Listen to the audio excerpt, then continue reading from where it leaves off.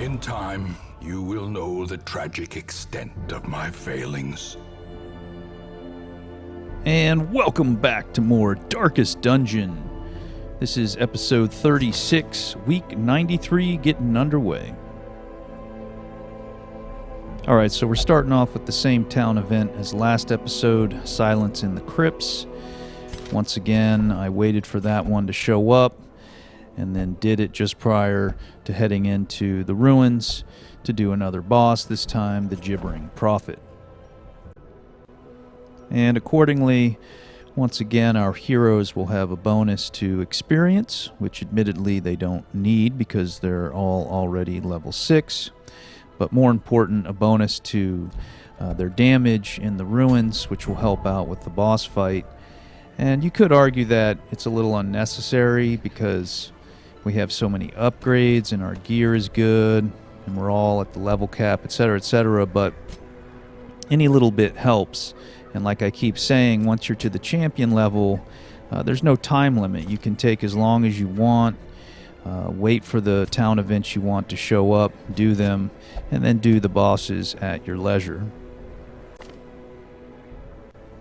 Okay, as for our party composition, it's the same as it's always been for this boss. We have a leper, an occultist, a houndmaster, and a musketeer.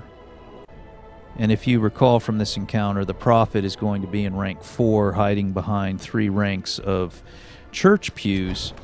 And if you're successful at destroying those church pews, they drop little splinters which sell for a lot of gold. And every time we've done this, I've chosen to destroy those pews in order to make as much gold as possible. But doing that makes the fight much longer and much more risky. But as you've become intimately aware by now, this is our 3rd time doing this boss. I've built this composition specifically to farm those pew splinters and survive a very long fight with the prophet.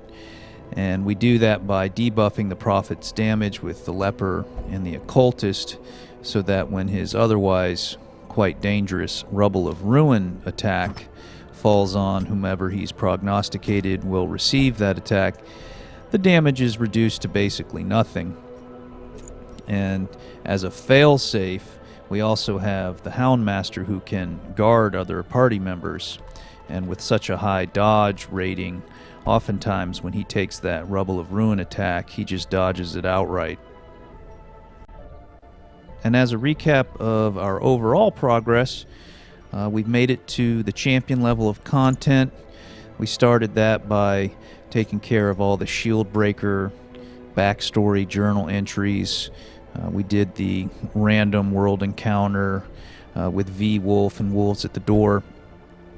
And then we started our progression of the dungeons with the DLC first. We did the Color of Madness in the farmstead and killed the Sleeper.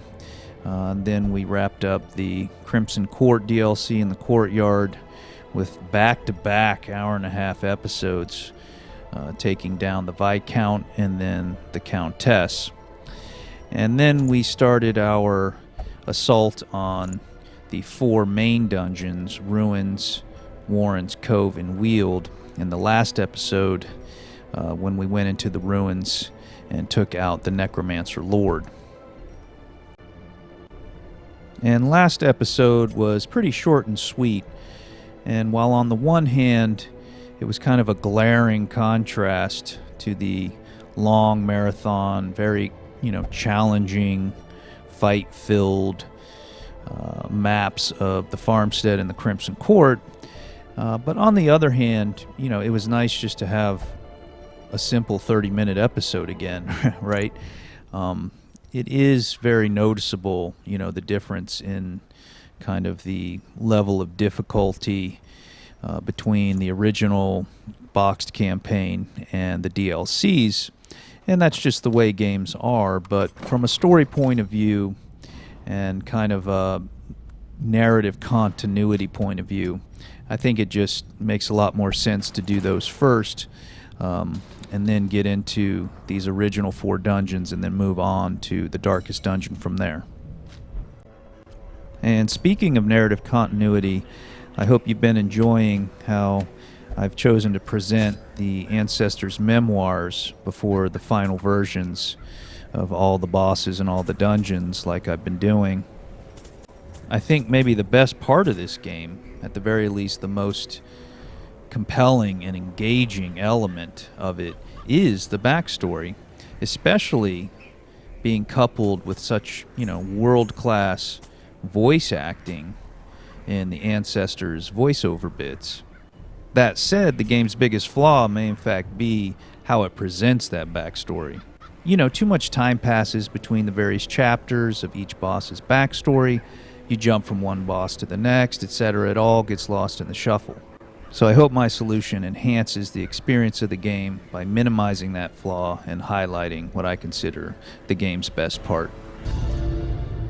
Excavations beneath the manor were well underway when a particularly ragged indigent arrived in the hamlet. This filthy, toothless miscreant boasted an uncanny knowledge of my ambitions and prognosticated publicly that, left unchecked, I would soon unleash doom upon the world. This raving creature had to be silenced, but doing so proved maddeningly impossible. How had he survived the stockades, the icy waters, and the knives I delivered so enthusiastically into his back? How had he returned time and time again to rouse the townfolk with his wild speculations and prophecies? Finally, resigned to his uncommon corporeal resilience, I lured him to the dig.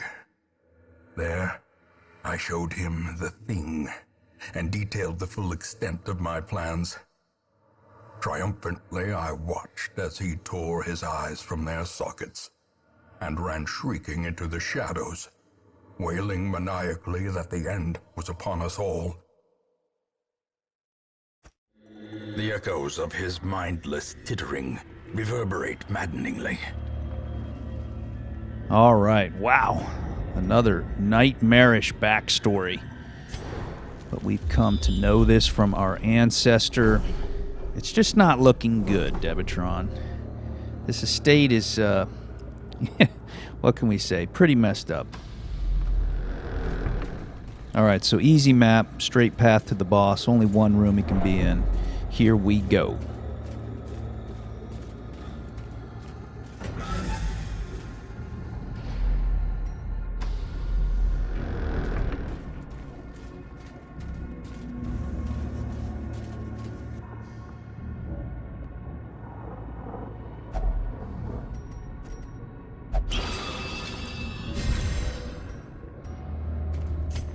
Alright, a little damage buff for our leper never hurt.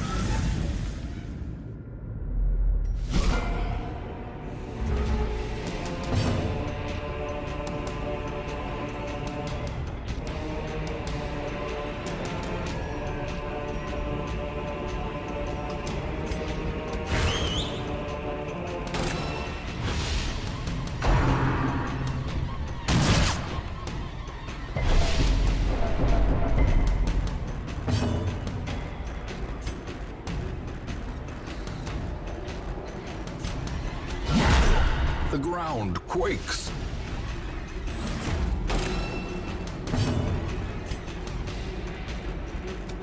Press this advantage.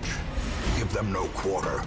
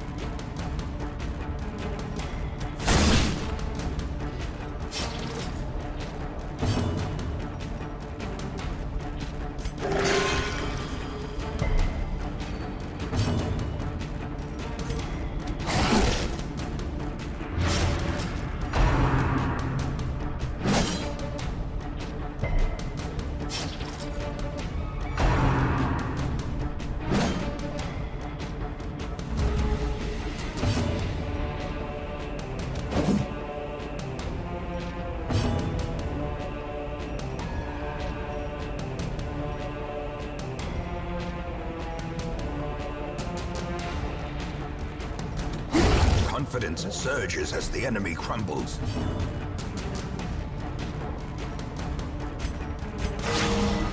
The flesh is knit.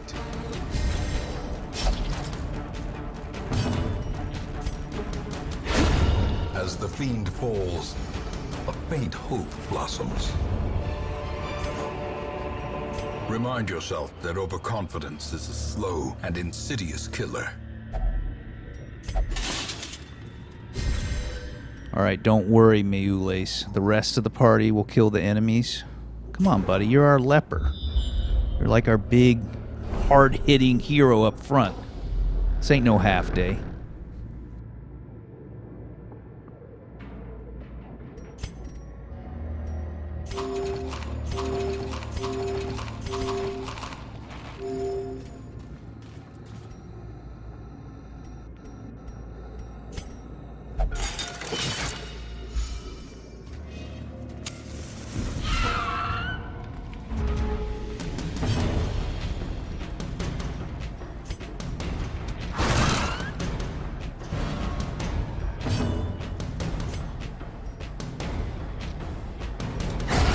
Decimated.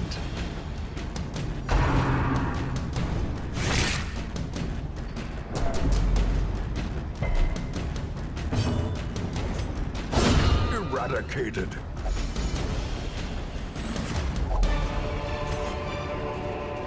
As victories mount, so too will resistance. That a boy, Meules. That's the leper we know and love. Double crit.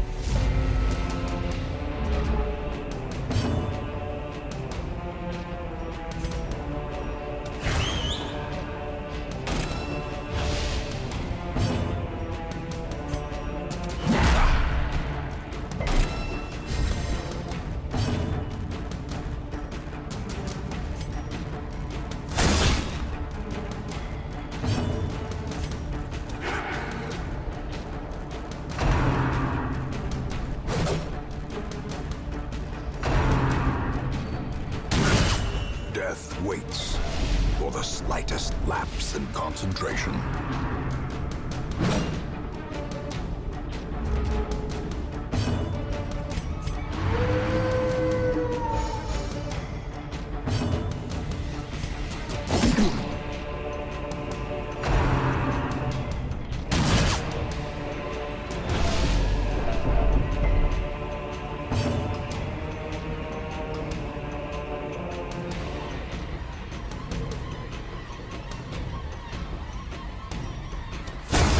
Continue the onslaught. Destroy them all.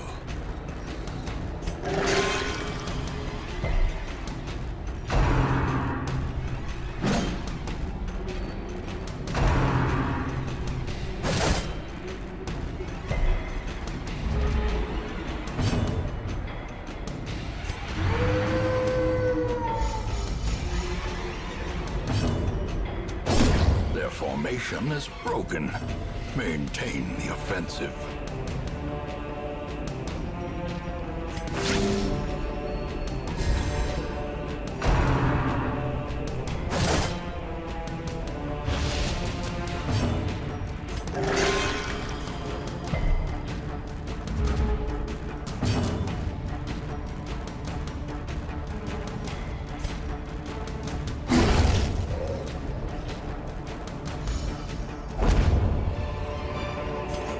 Be wary. Triumphant pride precipitates a dizzying fall.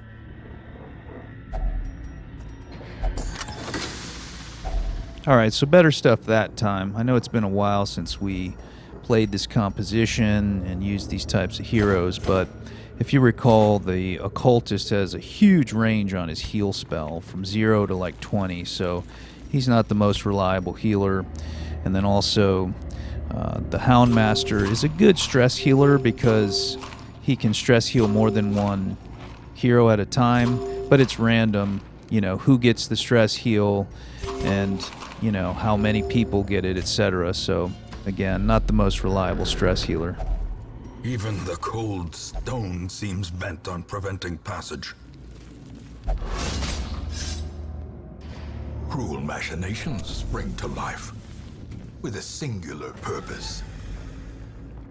So yeah, unlike the last party, which was very competent at clearing the way to the boss, this is one of those compositions that's a little dicey getting to the boss, but once they're to the boss, they're just going to be absolutely ace.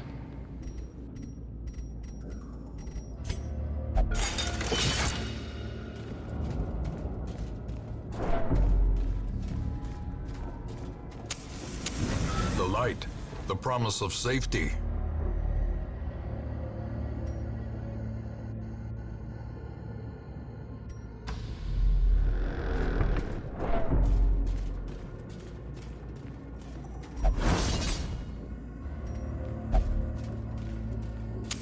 The match is struck.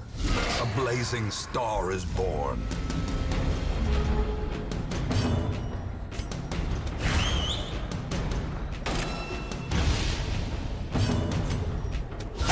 Well struck.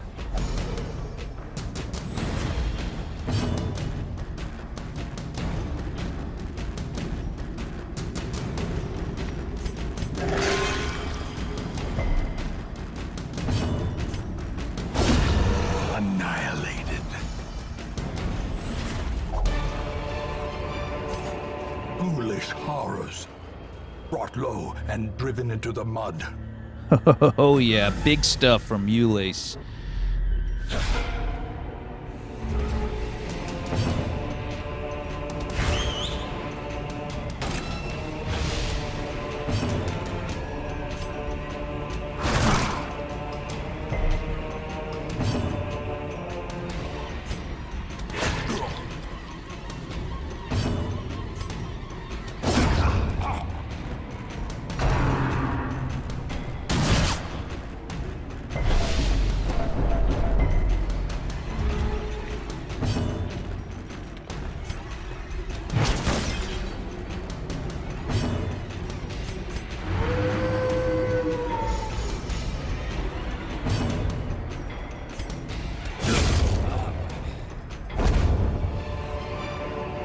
Seize this momentum. Push on to the task's end. All right, so real fast and easy run up to this last room before the boss. So let's camp and get to it, Devatron. Gathered close in tenuous firelight and uneasy companionship. Okay, so this is a composition where having the Outsider's bonfire and getting the 14 respite points is really going to shine. So first we're going to prevent a nighttime ambush with the Houndmaster. And then I'm going to buff the damage of the Musketeer with the Occultist. And we're also going to use the Leper's buffs to increase his accuracy and crit, decrease his incoming stress, and then also increase all of his basic resistances, so his blight, bleed, move, and debuff resistances. And at the end of all that, there will still be 3 points left, and the Musketeer can use her self buff to increase her accuracy, damage, and crit. Okay, so just a lot of buffs, and having that extra 2 respite points from the Outsider's bonfire enabled us to do all of that.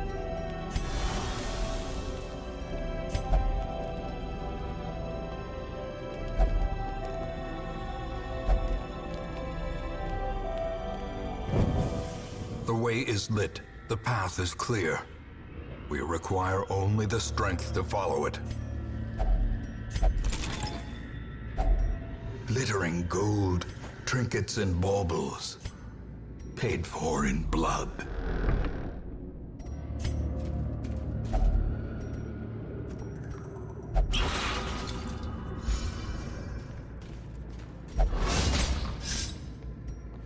Curious is the trap-maker's art, his efficacy unwitnessed by his own eyes.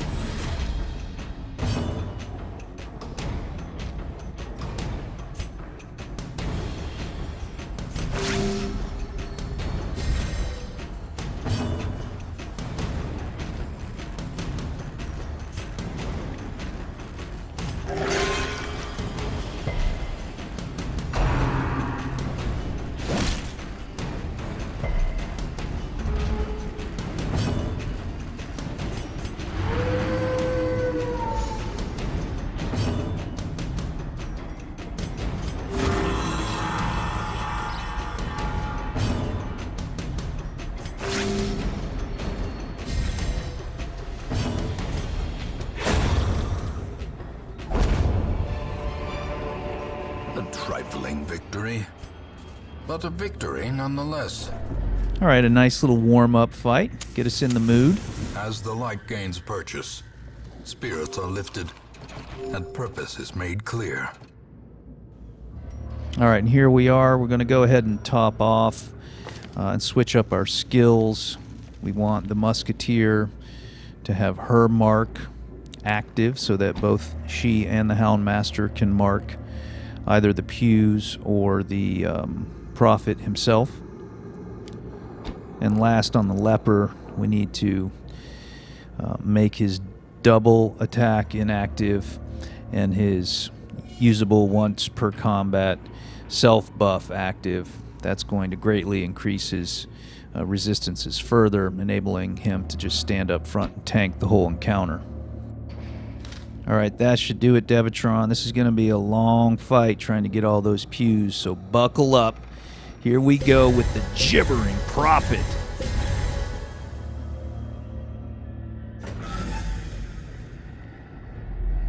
The madman hides there, behind the pews, spouting his mindless drivel.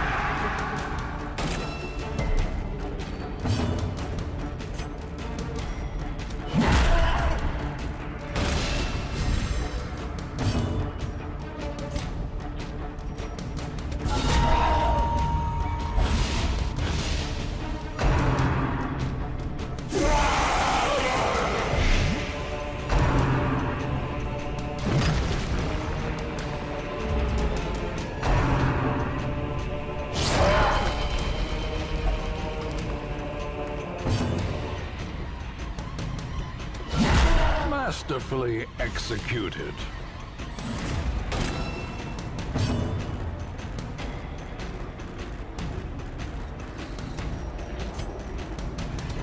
A devastating blow.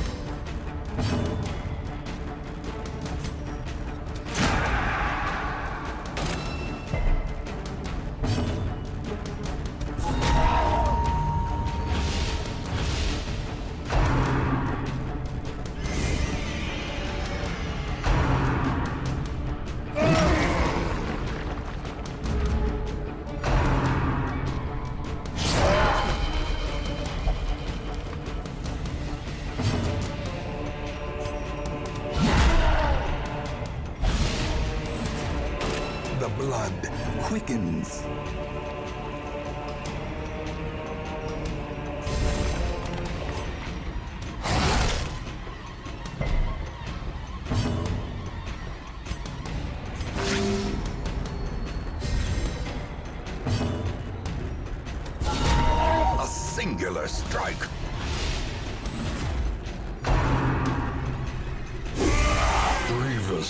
injury, palpable fear.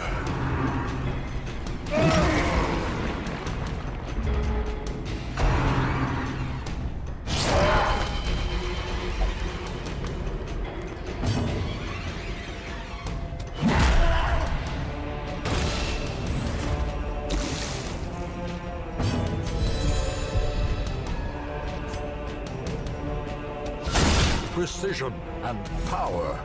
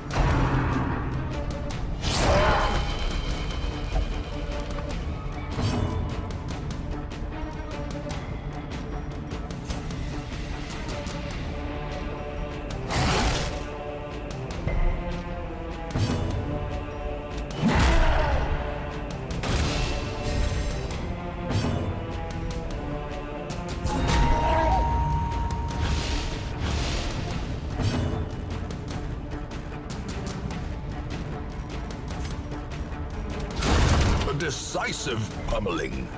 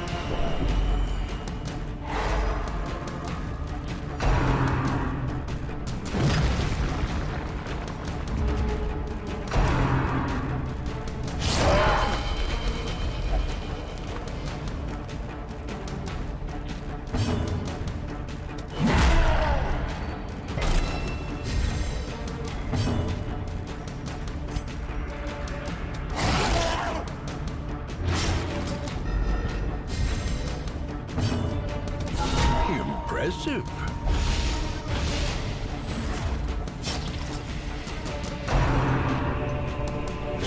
How quickly the tide turns.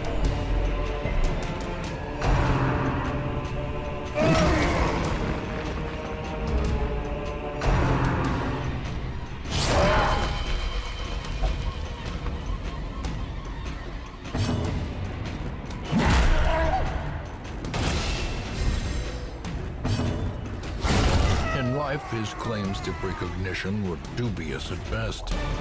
In death, they are ridiculous. Oh yeah, big time, Devatron. Ever heard of a 9-minute boss encounter? That's alright. The Gibbering Prophet is down. And we got all 3 pews. Nice fight. Alright, here's the hall. Somehow we collected a lot of gold. Oh, I know how. We got all 3 pews, that's right. Almost 14k collected plus 15k from the reward. That's a lot of gold. A ton of heirlooms. A nice trophy, too. The Prophet's Eye. Definitely useful. Alright, on to Quark. Stout replacing Unerring. That's not good for our Occultist. Guilty Conscience is bad. Gotta get rid of that. Cove Tactician replacing Robust. That's neither here nor there. This is the darkest dungeon, Devatron. Champion content underway. The ruins down. Oh, yeah. We'll see you in the next episode.